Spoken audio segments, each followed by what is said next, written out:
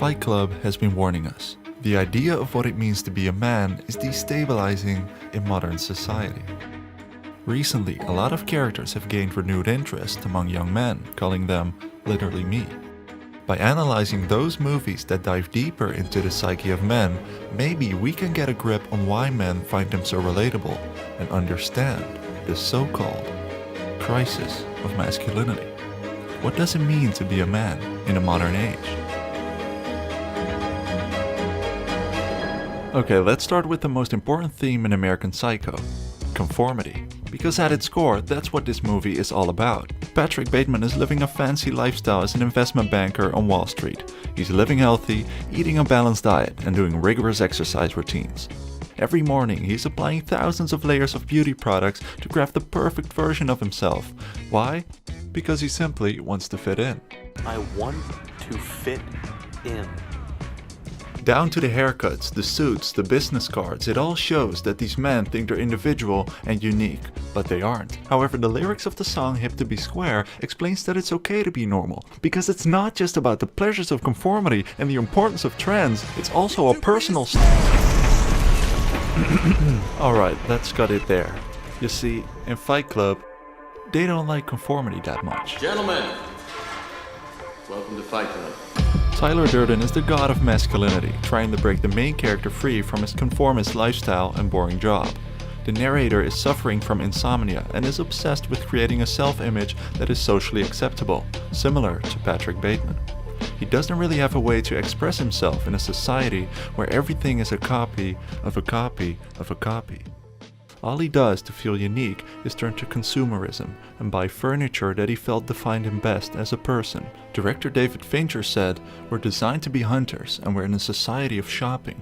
There's nothing to kill anymore, nothing to fight, nothing to overcome, and nothing to explore." In that societal emasculation, this everyman is created.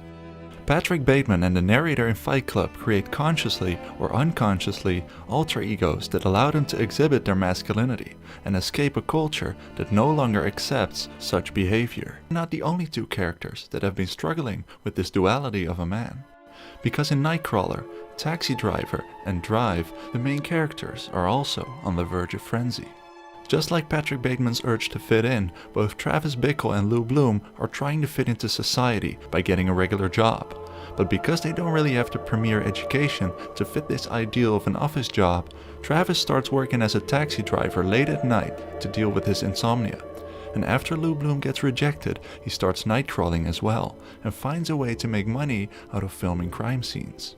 There are actually many parallels between these two movies. Not only is the poster of Nightcrawler an obvious homage to Taxi Driver, both characters are also very ambitious and goal-oriented men that are capable of doing anything, and I mean anything, to eventually reach their end goal.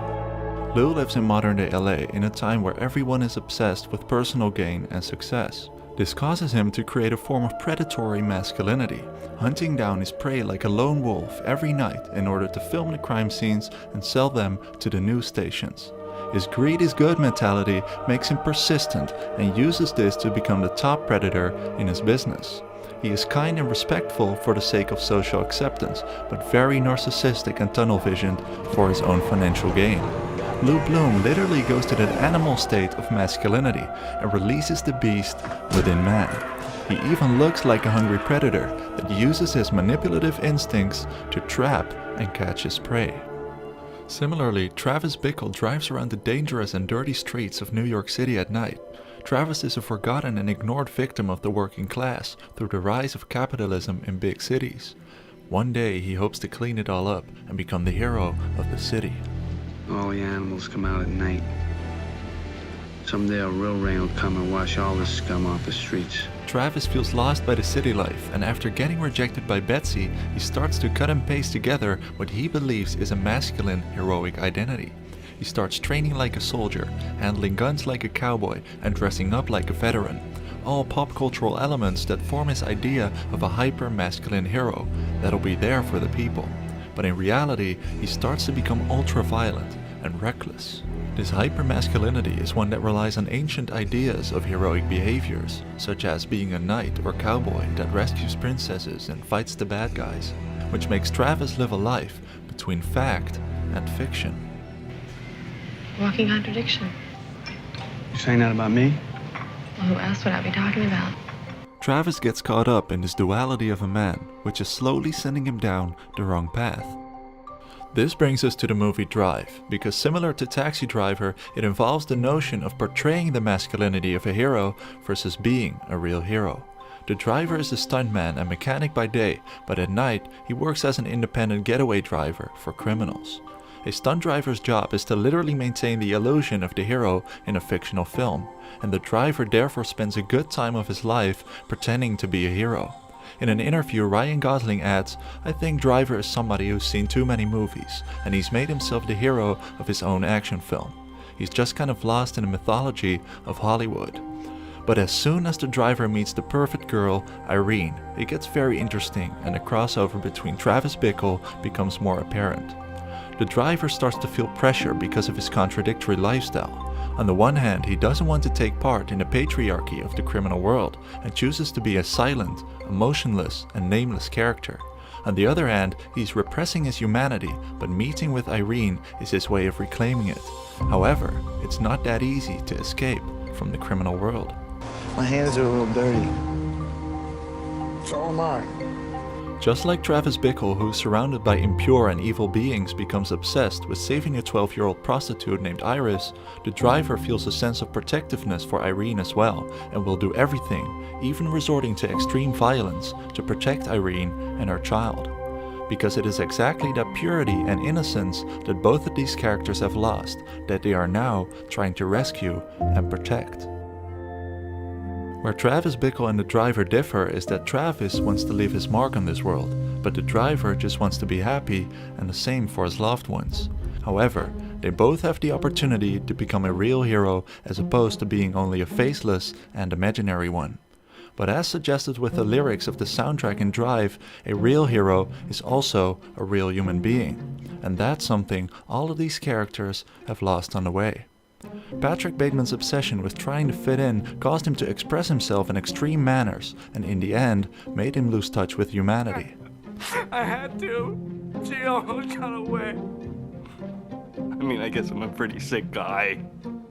Fight Club turned into a self-operating group with a cult following that now wants to overthrow all power structures in society, caused by the narrator's alter ego. Lou Bloom's mind is poisoned by capitalist society, and the media turned him into a beast, leaving every moral code for the sake of money. In the end, Taxi Driver's past serving in the Vietnam War combined with his insomnia causes him to lose touch with reality and leads to his descent into madness. And the driver, well, maybe he is the real hero after all, but his suppressed emotions alienated him so much that in the end he had to sacrifice everything he had fought for. All of these movies delve into the crisis of masculinity caused by conformity in a capitalist and consumerist world. It only makes perfect sense that young men who are navigating through the world would find solace in watching these movies, as it represents an extreme example of what they experience on a day-to-day basis. This may seem unhealthy to some, but it offers men a piece of media that they can hold close, in a world that so often shies away from representing these topics in a way that isn't explicitly villainizing. Shit, you're a real cowboy. That's nice, man. So to come back to my first question, what is masculinity in the modern age? Well, they often say reject modernity and embrace masculinity, but that is only as long as you can maintain your humanity. You look lonely. What it means to be a man will be a forever changing concept, depending on the time and place you live in on this world. But for now, what I think is that if we were to take the good characteristics of all these men, we can create an unstoppable character. With the morning routine and style of Patrick Bateman, the work ethic of Lou Bloom, the humor of Travis Bickle, the appeal of Tyler Durden, and the bravery of the driver, I think we'll get pretty close to what it means to be a man. A man provides. And he does it even when he's not appreciated